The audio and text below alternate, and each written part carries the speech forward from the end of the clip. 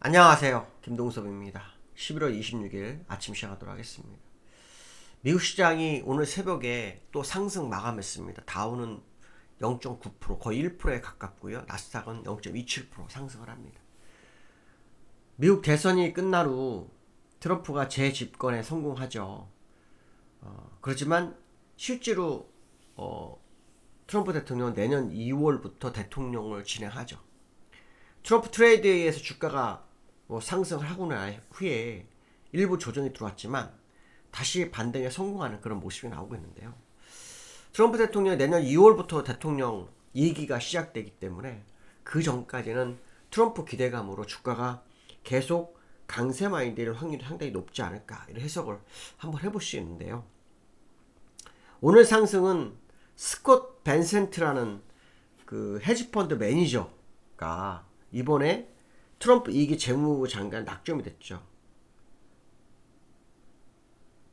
이 사람은 일단 헤지펀드다 보니 월가와 배급 간의 가구 역할을 해줄 거다라는 쪽에 해석이 좀 나오고 있고요. 특히 이 스콧 벤센트라는 사람은 트럼프에 비해서는 상당히 온건파에 해당되기 때문에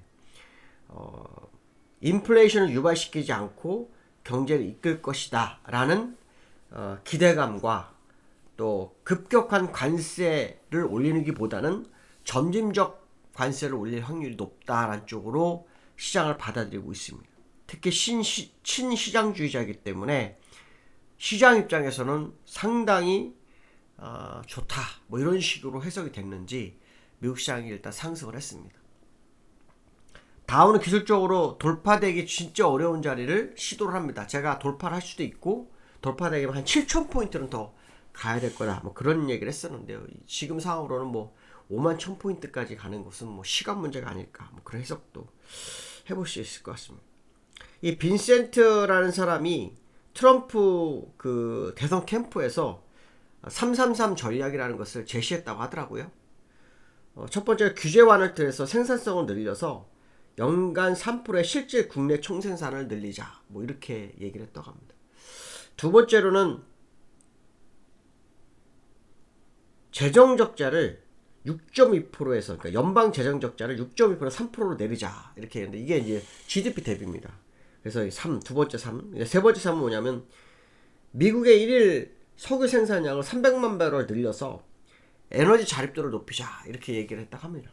어쨌든 그가 주장하는 정책 중에 하나입니다. 근데 여기에는 사실 어떻게 보면은 규제 완화, 트럼프가 생각하는 부분이 거의 맞아 떨어지죠. 근데 이제 관세 얘기는 아직 없습니다. 뭐 물론 재정 적자를 줄이기 위해서는 관세가 필연적이긴 한데 어쨌든 상당히 그 강력한 드라이브보다는 점진적 드라이브 가능성이 시장에 제기되고 있다 이렇게 해석을 해야 되겠죠. 아마존과 애플은 2%, 아마존 2.2%, 애플 1.3% 정도 상승을 했는데요. 엔비디아하고 테슬라가 뭐 거의 4% 하락을 합니다. 근데도 시총 1, 2위가 올라가니까 미국 나스닥은 상승으로 마감하는 그런 상황이었고요. 비트코인이 10만 달러를 바라보고 있었는데 2% 밀리면서 9만 4천 달러에 마감을 합니다. 뭐 시장에서 비트코인은 2억 얘기도 나오죠. 2억 20만 달러 가량까지도 나오고 있는데 가봐야 알겠죠. 왜냐면 비트코인이 사실은 저는 의미가 없다고 생각했었죠. 그런데 이 미국 월가에서 금융상품의 기초자산을 만들죠. 그러면서 상승과 하락에 따라서 수익을 내는 ETF를 만들어 버립니다. 그러면서 가치를 매겨버렸거든요. 이 가치를 매겼는데 이 가치가 더 높아질지 아닐지는 봐야 됩니다. 왜냐하면 ETF가 올라가면 이익 내는 게 있으면 내려가는 것도 이익이기 때문에 일정 구간 안에서는 또 밀으려고 할 수도 있다. 이런 해석도 할 수 있겠죠. 그렇기 때문에 계속해서 상승만은 하기는 어려울 수도 있는 그런 상황이 아닐까. 뭐 그런 해석도 해봐야 될 것 같습니다. 미국 시장을 차트를 한번 좀 볼 필요성이 있는데요. 다우는 돌파가 됐죠. 여기가 44,300 얼마였거든요. 486이었는데 이걸 돌파해 버렸습니다. 그래서 제가 월봉상으로 아마 말씀드렸을 거예요. 이게 어렵지만 돌파가 되면 7,000포인트는 더 간다. 이게 지금 돌파가 시도를 하고 있죠. 월봉상으로. 근데 이달 지금 11월 26일이잖아요. 그러니까 이제 며칠 안 남았습니다. 돌파될 것 같습니다. 돌파되게 되면은 그 사이에 이제 우리나라가 얼마나 방향성을 줄지는 좀 봐야 되겠죠. 우리나라가 얼마나 방향을 줄지는 좀 봐야 될 것 같습니다. 그다음에 나스닥도 오늘 올랐죠. 나스닥 올랐습니다. 신고가 행진을 하고 있는데 지난번 고점을 돌파하지는 못했습니다. 근데 나스닥 장중에 거의 1% 갔었어요. 갔다가 좀 밀린 그런 상황인데요. 어쨌든 나스닥도 상승 흐름이 상당히 의미가 있는 어떤 기술적 분석이 있다 이렇게 보시면 될 것 같고요. 특히 월봉상으로 아직 목표치 아예 뭐 요거까지 가지도 못했기 때문에 추가 상승에 대한 기대감이 계속해서 있다 이런 해석을 해야 되겠죠. 요즘 시장 잘 나가던 주식이 테슬라죠. 테슬라, 엔비디아. 근데 이 테슬라가 쌍봉 비슷한 의미를 부여해 버렸습니다. 그렇죠? 빨리 돌파하지 못하면 이게 한번 이렇게 밀리게 됩니다. 거의 뭐 285불 정도까지 밀릴 수 있습니다. 그래서 이 쌍봉을 벗어나는지가 테슬라 관점. 일단 뭐 자율주행에 대한 규제가 완화가 아마 되겠죠. 만약 그게 된다 그러면 테슬라 입장에서는 또 엄청 상승할 기회를 맞이하기 때문에 어쩜 테슬라는 조종시 저점 매수가 유효할 수도 있다. 이런 해석을 해볼 수 있겠죠. 자, 두 번째로는 요즘 우리나라는 외국인의 매도가 계속해서 지속이 되고 있죠. 외국인의 매도. 그렇죠? 외국인들이 어제도 장중에 매수를 하다가 종가에 던졌습니다. 그저께는 매수를 했습니다. 근데 소량 매도해서 한 1,000억밖에 매수를 안 했습니다. 근데 여기서 이제 우리가 중요한 포인트. 외국인은 정말 팔기만 했을까라는 부분인데요. 그렇지 않다는 거죠. 어제 같은 경우에도 그 삼성전자 매도 물량 빼고 나면 사실은 매수였습니다.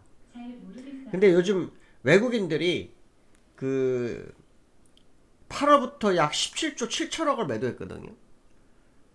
근데 삼성전자를 제외하면 8월 이후에 외국인 4,500억을 순매수했고요.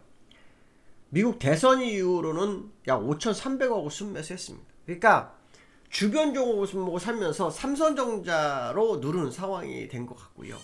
특히 삼성전자도 지금 자사주 매입을 통해서 주가를 끌어올리는 상황이 됐죠. 거기다가 HBM 관련해서 젠스랑이 빠른 승인을 승인을 할 거다라는 어떤 그런 멘트가 있었죠. 그러고 난 다음에 어저께도 또 올랐습니다. 그래서 주가가 오르는 상황이 됐거든요. 이렇게 되면은 외국인도 삼성전자를 매수할 확률이 높아집니다. 삼성전자 매수하는 게 높아지죠. 어저께 보시면 이제 5일선 이수로 드디어 골드코스가 났습니다. 골드코스 지난번 여기 때 한번 나고 못 났죠. 이때가 8월달에 한번 나다가 그냥 무너졌고 다시 골드가 났는데 이게 이제 여기서 한번 또 나려다 돌파가 됐기 때문에 그러니까 골드가 데려다 데드가 났다가 다시 골드가 났기 때문에 이번 골드는 의미가 상당히 크다는 거죠. 상당히 크다는 것은 뭐냐면 추가적 상승을 강하게 이끌어갈 확률이 높다. 뭐 이런 해석을 해볼 수 있겠다 이렇게 보시면 될 것 같고요. 삼성전자가 하락하면서 시총이 낮아졌어요. 시총이 2010년도에 26%까지 갔었는데요.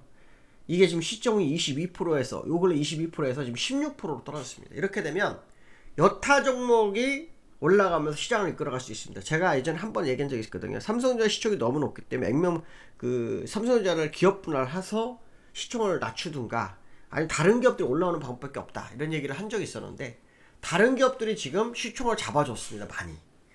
조금 더 잡아주면 좋죠. 근데 좀 더 잡아준 상태 삼성전자가 방향성을 주기 시작하면 시장에는 의미가 굉장히 커질 수 있겠다. 이런 해석도 할 수 있죠. 무슨 말이냐면 주가가 삼성전자가 하락하면 빠지고 삼성이 오르면 주가가 오르는 그런 모습이 약간 덜해지면서 다른 종목의 시장을 완전히 끌어가는 상황도 올 수 있겠다. 이런 해석을 해볼 수 있을 것 같고요. 그 다음에 그 외국인이 매도하는 과정 속에 기관이 아주 강한 드라이브를 합니다. 어저께 4,500원 매수했어요. 어저께 뭐 윗글리 만기 때문에 뭐 매수했을 수도 있긴 하지만 어쨌든 4,500원 정도 매수하면서 시장을 이끌어가는 그런 상황이 나오고 있거든요. 제가 왜 이 말씀 드리냐면 기관이 끌어주기 시작하면 외국인도 결국은 따라오는 경향이 생깁니다. 특히 삼성전자 같은 종목들이 그들이 팔던 종목에 밀렸다가 올라오기 시작하면 거기에 대한 기회를 다시 잡기 위한 어떤 매매가 이루어질 수 있습니다. 그렇기 때문에 저는 조만간 삼성전자의 외국인들의 매수가 한번 집중이 시작될 확률이 높다고 보는데 그러기 위해서는 양봉이 좀 더 큰 게 지속적으로 나오는 게 삼성전자에서 필요하다. 이런 해석을 해봐야 될 것 같습니다. 오늘도 기관의 흐름을 좀 보실 필요성이 있을 것 같습니다. 오늘 여기까지 하겠습니다. 감사합니다.